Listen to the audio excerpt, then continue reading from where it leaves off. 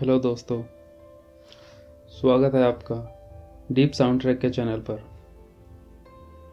और आज मैं जो आपको कहानी सुनाने वाला हूँ, ये एक शॉर्ट मोटिवेशनल स्टोरी है जिसका नाम है हीरो से भरा खेत।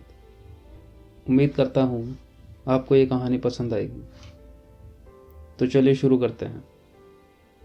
हफीज़ नाम का एक किसान अफ्रीका के एक गांव में रहता था। हफीज़ के पास सब कुछ था। एक बड़ा खेत था, एक अपना घर और एक अच्छा परिवार, जिसकी वजह से वह बिल्कुल संतुष्ट और खुश था। लेकिन एक दिन उससे मिलने के लिए एक आदमी आया। वो आदमी काफ़ी समझदार था। वो हफीज़ से मिला और उससे बैठ के बातें की और उसने उसको अपने काम के बारे में बताया।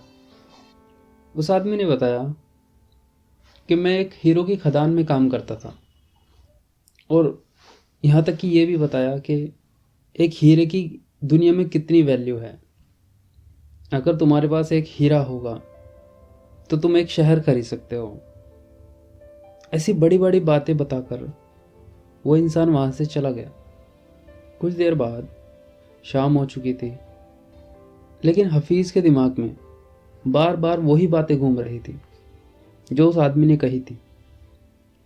वो बार बार हीरो के बारे में ही सोचे जा रहा था, यहाँ तक कि उसकी नींद भी उड़ चुकी थी और वो पूरी रात नहीं सो पाया।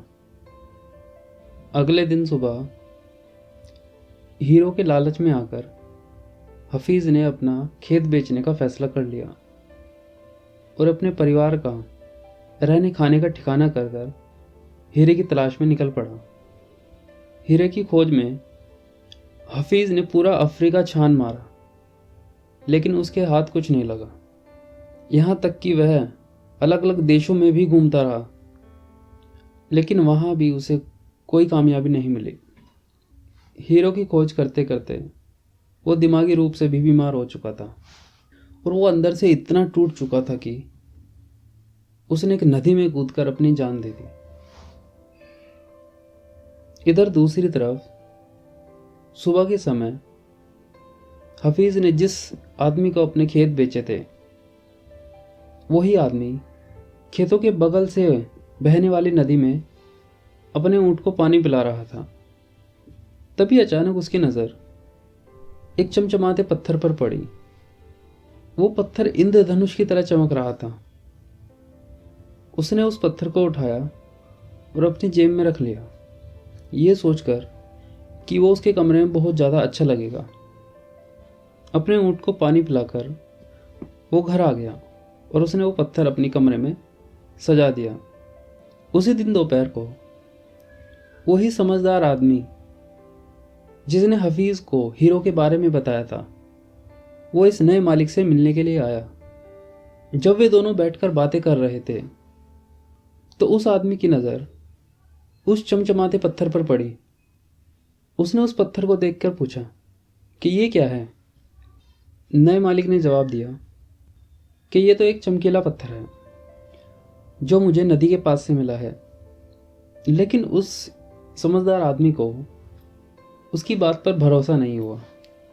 उसने उस पत्थर को अपने हाथों में लिया और गौर से देखा कि ये एक चमकीला पत्थर नहीं है, ये एक हीरा है। मैं हीरो को देखकर ही पहचान जाता हूँ। उसकी बात सुनकर नए मालिक को यकीन नहीं हुआ। उसने कहा, नहीं, ये कोई हीरा नहीं है, ये तो सिर्फ एक मामूली चमकीला पत्थर है। ऐसे चमकीले पत्थर नदी के पास बहुत सारे पड़े हुए हैं। चलो, मैं तुम्हें दिखाता हूँ। वो उसको नदी के पास ले गया और उसने वहाँ पर बहुत सारे ऐसे पत्थर दिखाए जो चमक रहे थे। उन्होंने उनमें से 2-3 पत्थर उठाकर जांच के लिए भेज दिए, और जब उन पत्थरों की जांच होकर आई तो वो सच में हीरे ही निकले। और बाद में जब उस पूरी जगह को जांचा गया तो पता चला उस खेत के नीचे सैकड़ों हीरे दबे हुए थे, जिनका मालिक अब वो नया मालिक ही था।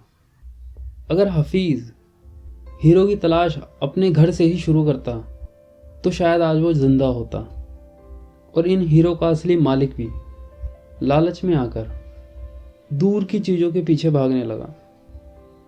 इस कहानी से हमें ये समझ आता है कि मौके हमारे पैरों के नीचे ही होते हैं, बस हमें उन्हें समझने और जानने की ज़रूरत है। अगर हम अपने घर से ही शुरू करें, अपने आसपास की ज़िंदगी को ही बारीकी से देखें, तो हमें हज़ारों ऐसे मौके मिलेंगे जिनको हम इग्नोर कर देते हैं। दूसरों के बगीचे की घास हमेशा हरी लगती है। अगर हमें कामयाब होना है तो हमें अपने पैरों के नीचे की ज़मीन को ही खोदना पड़ेगा।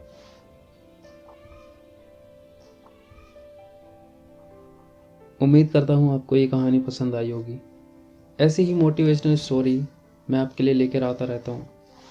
अगर पसंद आई है तो इस कहानी को ज़रूर लाइक कीजिए और चैनल को भी सब्सक्राइब कर लीजिए। तब तक के लिए गुड लक।